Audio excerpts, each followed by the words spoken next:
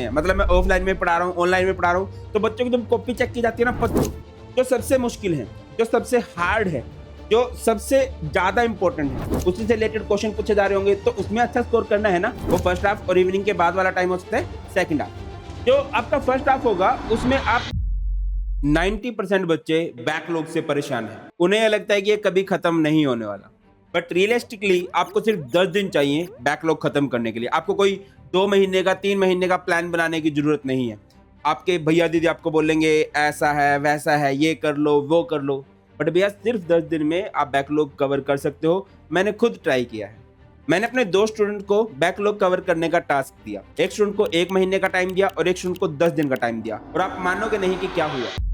Hello my dear students, welcome करता हूं मैं भारत पंचाली और केमिस्ट्री गुरुजी अगेन आप सबका एक बहुत ही ज्यादा इंपॉर्टेंट वीडियो में। मैंने जो 2 स्टूडेंट्स को बैकलॉग कवर करने का टाइम दिया था, एक ने 10 दिन में बैकलॉग कवर कर दिया और एक ने 1 महीने में बैकलॉग कवर कर दिया। इट मींस दोनों केस पॉसिबल है, मतलब आपको 2-3 महीने बैकलॉग को खत्म करने के लिए 2-3 महीने खींचने की जरूरत नहीं है, और आपको मैं यही बताने वाला हूँ कैसे आप बहुत जल्दी बैकलॉग खत्म कर सकते हो। तो अगर आपका भी बैकलॉग की वजह से दिमाग खराब हो रहा है तो यही टाइम है नेक्स्ट 10 डेज में बैकलॉग फ्री होने का। तो अगर आप ये चाहते हो कि बैकलॉग खत्म करने हैं, कमेंट्स में अभी लिखिए I will be backlog free. अच्छा, बैकलॉग खत्म करने के लिए सभी बच्चे करते हैं, आपको वो गलती नहीं करनी है। सभी बच्चे टाइम टेबल बनाने लग जाते हैं, मतलब मैं ऑफलाइन में पढ़ा रहा हूँ, ऑनलाइन में पढ़ा रहा हूँ, तो बच्चों की जब कॉपी चेक की जाती है ना, पीछे तो बच्चों के 10-10 पेज टाइम टेबल पे भरे होते हैं, क्योंकि मोस्टली टाइम जब हम टाइम टेबल बनाते हैं तो वो फॉलो ही नहीं हो पाता है। वो अनरियलिस्टिक सा टाइम टेबल होता है जिसको मैक्सिमम 3 दिन ही फॉलो कर पाते हैं। तो हम टाइम टेबल को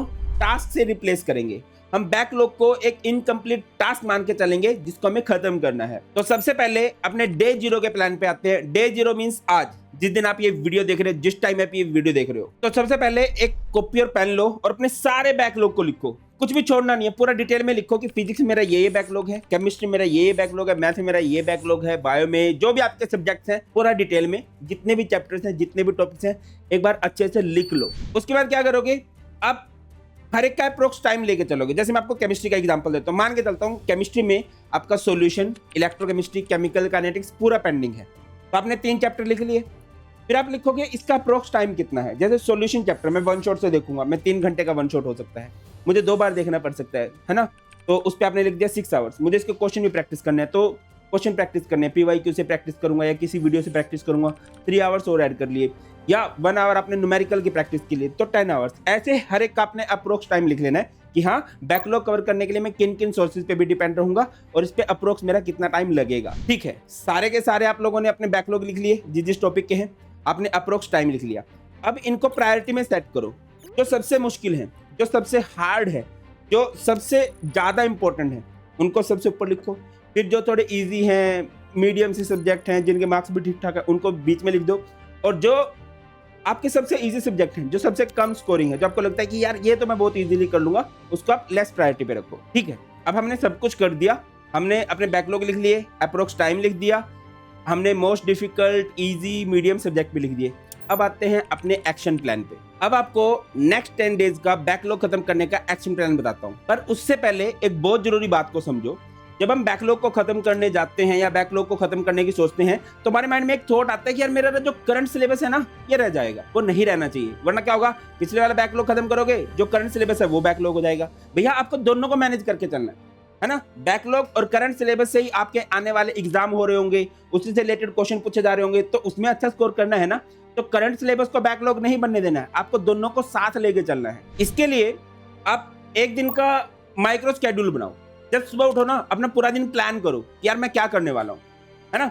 आप जो अपना फर्स्ट हाफ है, आपका इवनिंग से पहले वाला टाइम हो सकता है वो फर्स्ट हाफ, और इवनिंग के बाद वाला टाइम हो सकता है सेकंड हाफ। जो आपका फर्स्ट हाफ होगा उसमें आप अपने बैकलॉग को खत्म करोगे, और जो सेकंड हाफ होगा उसमें आप करंट जो आपका सिलेबस है उसको खत्म करोगे। और करंट सिलेबस करते टाइम आप ये कोशिश करना कि आप जब स्कूल में कर रहे हो या आप किसी ऑनलाइन क्लासेस से कर रहे हो, ऑफलाइन से कर रहे हो, यार वहां पर आपको बहुत अच्छे समझ में आ जाए, वहां पर आपकी बहुत अच्छे से प्रैक्टिस हो जाए।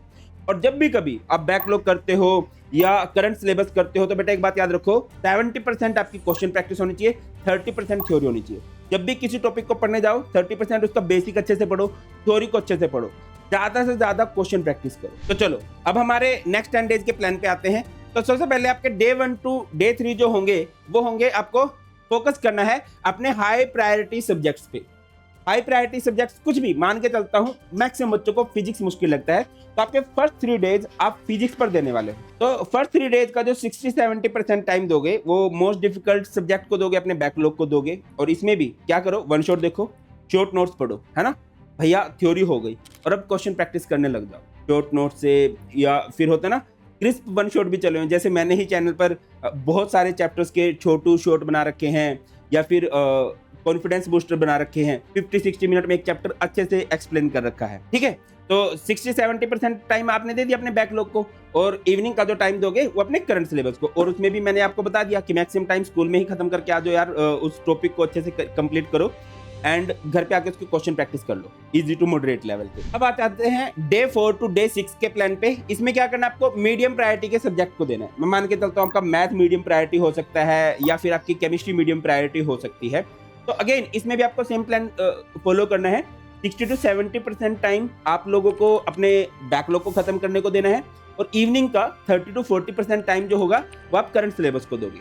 अब देखो बेटा, जब आप डे 1 to 3 के अंदर थोड़ी सी आपको सक्सेस मिली होगी ना, तो एक मोमेंटम मिल चुका होगा आपको, है ना। अब थोड़ा कंफर्टेबल हो चुके होगे कि हाँ यार, मैंने फिजिक्स को फोड़ दिया है, मैंने अपने हार्ड सब्जेक्ट को फोड़ दिया है, तो अब इस मीडियम को भी फोड़ ही दूंगा। अब आ जाते हैं डे 7 to 8 के प्लान पे। इसमें क्या करना है, आपको लो प्रायोरिटी सब्जेक्ट को देना है। जैसे मान के चलता हूँ पीसीबी में बायो बच्चों को ईजी लगती है, या पीसीएम में आपको केमिस्ट्री बहुत ईजी लगती है, तो आप क्या करोगे, इसमें लो प्रायोरिटी के सब्जेक्ट को दोगे जो कंपैरेटिवली थोड़े इजी हैं, है ना। इसमें आप 50% टाइम भी दोगे तो चलेगा, और 50% अपने करंट सिलेबस को दे दोगे, है ना। अब इतने दिनों के बाद आपका बैकलॉग का लिस्ट छोटा हो जाएगा, करंट सिलेबस भी साथ साथ चल रहा है, तो अलग कॉन्फिडेंस आएगा। अब आ जाते हैं डे 9 to 10 पे। इसमें क्या करना है, आपको रिवाइज करना है एंड फ्यूचर की प्लानिंग करनी है। कैसे करनी है, देखो आपने इतने दिनों में बैकलॉग आपने क्लियर किए हैं, आपने थ्योरी पढ़ी है, क्वेश्चन प्रैक्टिस की है।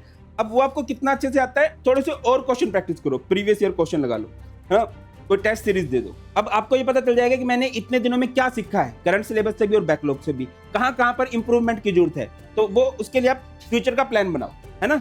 अब कि हाँ यार, अब आने वाले दिनों में मेरे को थोड़ा इस पेस से पढ़ना है, ये टॉपिक मेरे और वीक रह गया, इनको थोड़ा मैं और इंप्रूव कर लेता हूँ। जब आप बैकलॉग के क्वेश्चन सोल्व कर लोगे ना, तो आपकी डीमोटिवेशन की साइकिल भी टूट जाएगी। अब आते हैं कंक्लूजन पे। तो बच्चों, नेक्स्ट 10 डेज में आपने क्या करना है, ये मैंने पूरा डिटेल में आपको एक्सप्लेन कर दिया, क्या करना है, कैसे करना है, किस किस टाइम करना है, कैसे आपको प्रायोरिटी सेट करनी है। आई होप कि आप नेक्स्ट 10 डेज में एक्शन लोगे।